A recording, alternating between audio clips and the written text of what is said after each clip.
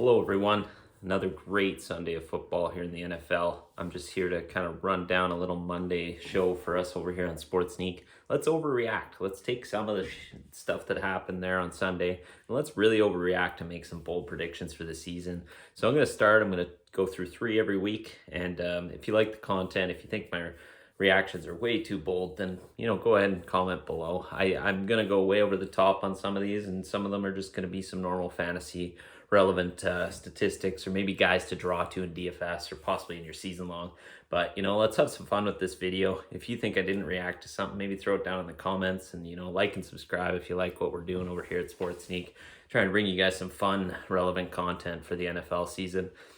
So let's start. Let's go with the first one. I think Tony Pollard out of Dallas takes over that backfield from Zeke Elliott this season. He comes out this week, matches Zeke in touches, 16 and 16 total, but he went 13 for 109 and a touchdown on the ground, and then of course 3 for 31 through the air. Now he's been around since 2019 there in Dallas. This is his 3rd season, and he's been slowly taking over that role from Zeke, but more in a scat back type role. He's more the 3rd down guy. He's a little bit better pass catcher. And they tried to bridge Zeke into that, but this guy's efficiency, he averages about 8 yards per carry or touch. He's just way more efficient. And Zeke's, we're starting to see that slow down peak from Zeke.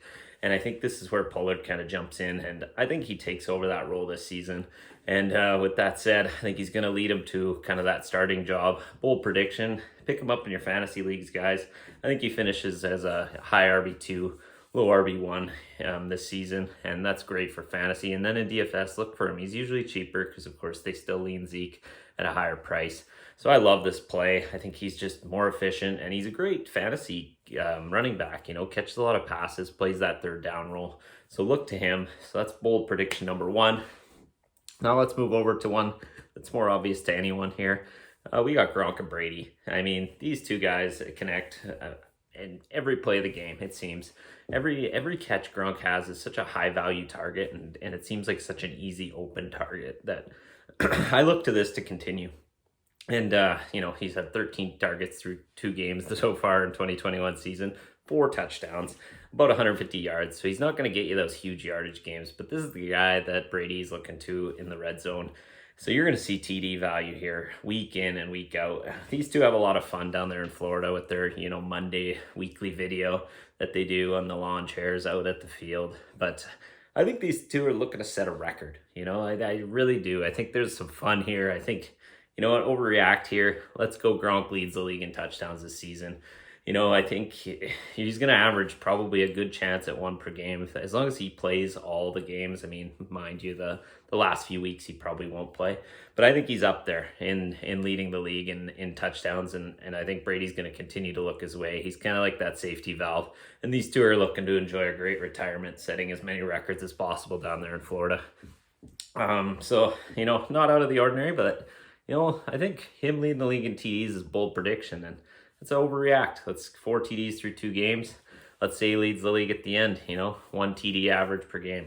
So, and then the third is probably my boldest of all. And I think it's a reaction to a team that just looks phenomenal 2 games in.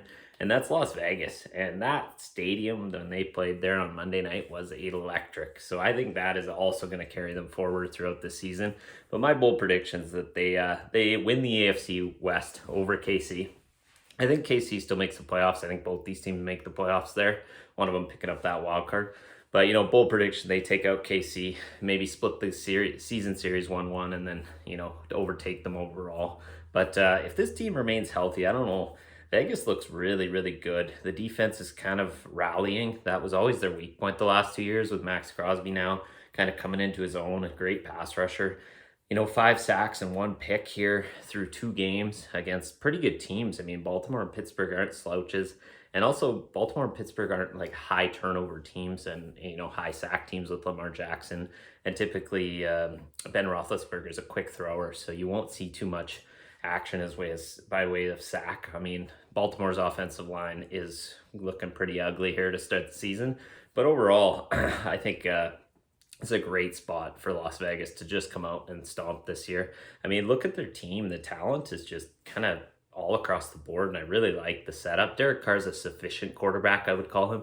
I wouldn't call him like your all-star, but he gets the job done. But he's been playing awesome, 300-yard games in his first two, and looking really good. I mean, you got Darren Waller, who's easily probably top two tight ends. Him and Kelsey probably battle for that role, but he's like a glorified top receiver. I mean, the guy gets targets like about 150 a game, it looks like, when Derek Carr's thrown his way.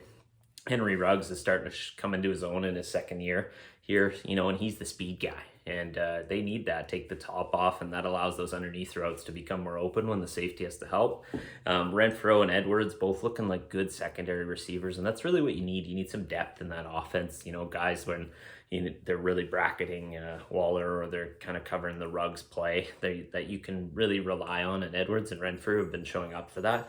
And then in the running game, Josh Jacobs, if he's healthy and remains healthy, I think he's a great running back. Showed last season, one of the top running backs on the team in the league last year. So you know what? I'm going on it. Their schedule is a little bit tough, but I mean, they're winnable games. Dolphins, Chargers, Bears here in the next 3 weeks. But I think they're going for it. I think this is their year, and that's bold prediction number 3. So again, every week I'm going to do 3 kind of overreaction Mondays, I'll call them, where I overreact to what happened so far this season. If you like the content, feel free to run over and send me a like. Let me know what you think on my reactions. And then, of course, subscribe. It helps us out. We're just kind of growing a nice small channel here. Love sports, love to chat about it. So if you have any comments, leave them down below. But enjoy your week 3 coming up, and hope week 2 treated everyone well.